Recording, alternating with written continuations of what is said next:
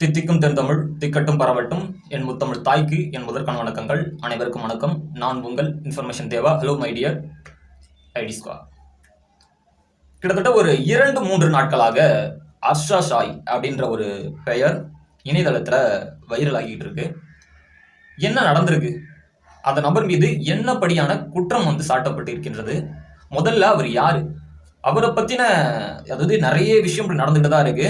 ஆனா இவர் பத்தின நடந்த விஷயம் இந்தியா முழுக்க ஒரு பரவி இருக்கு. இந்த விஷயம் அதாவது இணையதளத்துல அப்படின்றத நம்ம பார்த்துடலாம். முதல்ல அர்ஷா ஷாய் என்ற ஒரு ஆந்திரா மாநிலத்துல விஜயநகர் என்ற ஒரு பகுதியில தன்னுடைய கல்லூரி படிப்பை முடிக்கிறார். இவருக்கு அவங்களுடைய அம்மா பாத்தீங்கன்னா, இவர் 8 வயதுல இருக்கிறப்பே இறந்துடுறாங்க.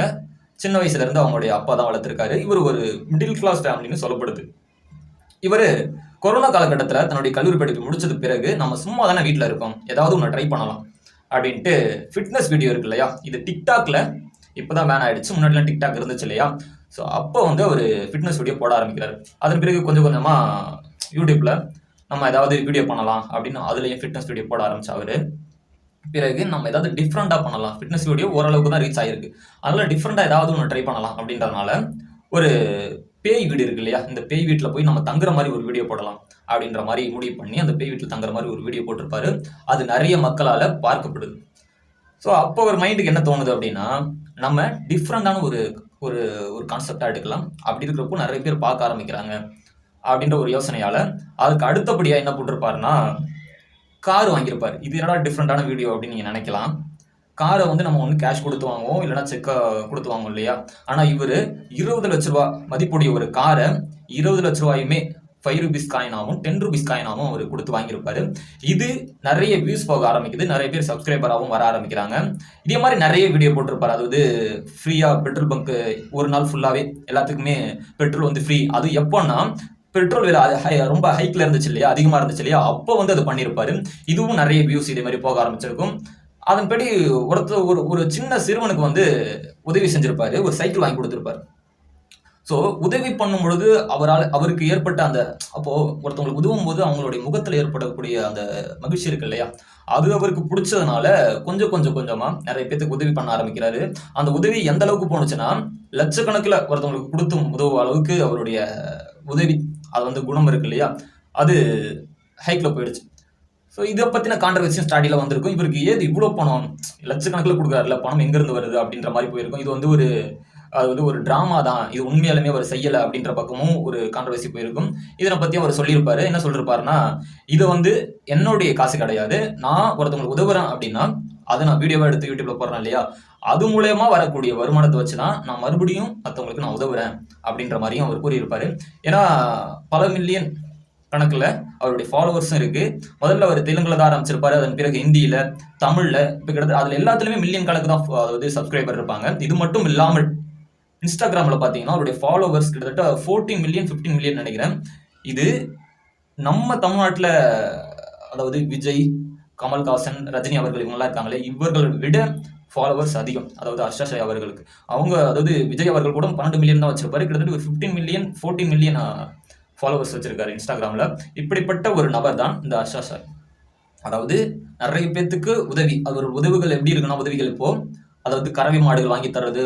இன்னொரு எப்படின்னா வச்சுக்கோங்களேன், ஒருத்தவங்க அவங்களுக்கு வீடு கிடையாது, ஸோ அவங்கள ஒரு ஊருக்கு அனுப்பி வச்சிருவாங்க. இதே மாதிரி ஒரு விஷயம் சொல்லி அனுப்பி வச்சிருவாங்க. அது அவங்க வரதுக்குள்ள ஒரு 2-3 மாதம் அவங்க வர்றதுக்குள்ளேயே இவங்களுக்கு வீடு ஒரு கட்டி வச்சு ஒரு சலூன்லாம் ரெடி பண்ணி வச்சிருப்பாங்க. ஸோ அந்த அளவுக்கு ஒரு உதவக்கூடிய ஒரு நபராக தான் இருந்துட்டு இருந்திருக்காரு அந்த அர்ஷா ஷாய்ன்றவர். நீங்க பார்க்கலன்னா அவருடைய யூடியூப் சேனல்ல போய் பாருங்க, நிறைய உதவி செஞ்சிருப்பார்.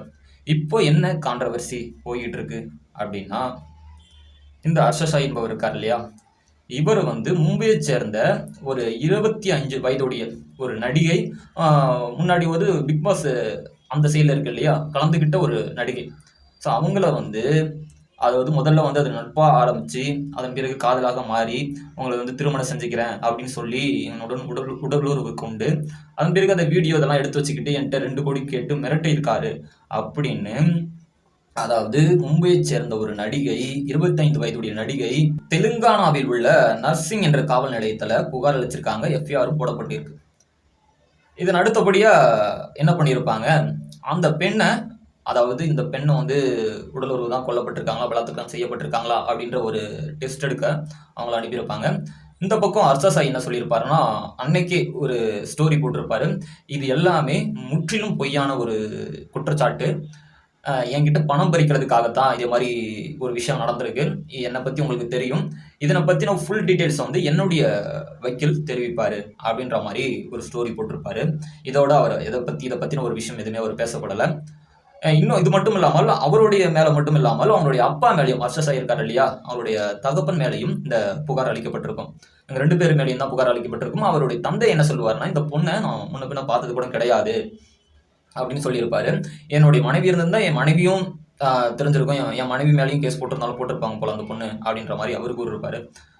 அதாவது அர்ஷா சாய்க்கும் இவர்களுக்கும், அதாவது மும்பையை சேர்ந்த நடிகைக்கு என்ன சம்பந்தம் அப்படின்னு பார்த்தீங்கன்னா, ஒரு ஃப்ரெண்ட்ஸோட பார்ட்டியில் தான் முதல்ல மீட் பண்ணியிருக்கதா கூறப்படுது. அது மட்டும் இல்லாமல் அவருடைய டீசர் ஒன்று வெளியாக இருக்கும் இல்லையா, நீங்கள் அவரோட யூடியூப் சேனலில் கூட பார்த்துருக்கலாம். மெகான் அப்படின்ற ஒரு மூவி இருக்கும் இல்லையா, அதோட டீசர் வெளிப்பட்டிருக்கும். அதாவது அந்த பெண் இருக்காங்க இல்லையா, மும்பையை சேர்ந்த பெண், அவங்க தான் ஹீரோயினியும் ப்ரொடியூசரும் அப்படின்னு கூறப்படுது. அது பற்றின ஒரு படப்பிடிப்பும் முன்னாடி நடந்திருக்கிறதா கூறப்படுது. இந்த பழக்கம் தான் எங்களுக்குள்ள, அதாவது இந்த ஷூட்டிங் பழக்கமும் அந்த ஃப்ரெண்ட்ஸோட பார்ட்டியில் மீட் பண்ணிருக்காங்க இல்லையா, இந்த பழக்கம் தான் அப்படின்ற மாதிரியும் கூறப்பட்டிருக்கு. இது மட்டும் இல்லாமல் இந்த விஷயம் கான்ட்ரவர்சி போயிட்டு இருக்கிறப்போ மறுநாள் வந்து சிசிடிவியோட ஃபுட்டேஜ் ஒன்று ரிலீஸ் ஆகும். அந்த சிசிடிவி ஃபுட்டேஜில் என்ன இருக்கும்னா, ஒரு ஹோட்டல்னு வச்சுக்கோங்களேன். அந்த ஹோட்டலில் அர்ஷா சாய் இருப்பாங்க, அந்த பெண் இருப்பாங்க. இவர் வந்து அந்த பெண் போகிறப்போ கூப்பிட்டு அந்த மொபைல் இருக்கு இல்லையா, அந்த மொபைலை எடுத்து இப்படி காமிப்பாரு. ஸோ இவங்களுக்குள்ள ஒரு கான்ட்ரவர்சி, அதாவது சண்டை நடக்கிற மாதிரி தெரியல அது பார்த்தா. ஸோ இவங்களுக்குள்ள பேசிக்கிற மாதிரி இருக்கும், அந்த வீடியோவை எடுத்து காமிக்கிற மாதிரி. இவர் வந்து அந்த வீடியோ தான், அந்த புகைப்படத்தை தான், அந்த வீடியோ தான் எடுத்து காமிக்கிறாரு, இதுக்குள்ள போயிருக்கு அப்படின்ற மாதிரி ஒரு சிசிடிவி வீடியோவும் இணையதளத்தில் வைரல் ஆகிட்டு இருக்கு. இதை பற்றி நம்ம இவர் பண்ணது, இவர் இதுதான் பண்ணியிருப்பாரு, இது உண்மை, இது பொய் அப்படின்னு நான் சொல்ல வரல. இதுதான் நடந்திருக்கு அப்படின்றத உங்களுக்கு தெரிவிக்கிறேன்.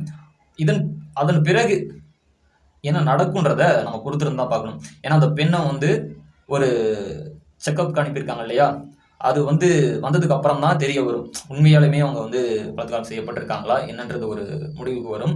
அது மட்டும் இல்லாமல் அதாவது அர்ஷா சாயோடைய வக்கீல் இருக்காங்க இல்லையா, ஸோ அவங்க என்ன நடந்துச்சுன்றத தெளிவாக உங்ககிட்ட சொல்லுவாங்க அப்படின்ற மாதிரி அர்ஷா சாய் சொல்லியிருப்பாரு. ஸோ இவங்க வந்து மறுபடியும் ஏதாவது ஒரு டீட்டெயில்ஸ் கொடுத்தாதான் இது உண்மையா பொய்யா அப்படின்ற மாதிரி தெரிய வரும்.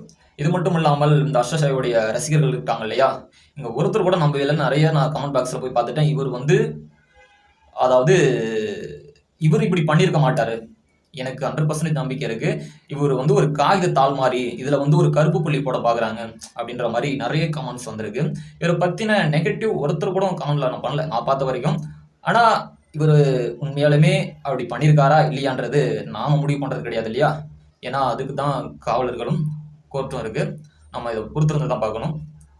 இதை பற்றி நீங்கள் என்ன நினைக்கிறீங்கன்றதை மறக்காமல் கமெண்ட் பாக்ஸில் கமெண்ட் பண்ணுங்கள். அடுத்த ஏதாவது அப்டேட் வந்துச்சுன்னா கண்டிப்பாக அப்டேட் பண்ணுறேன். பாய்.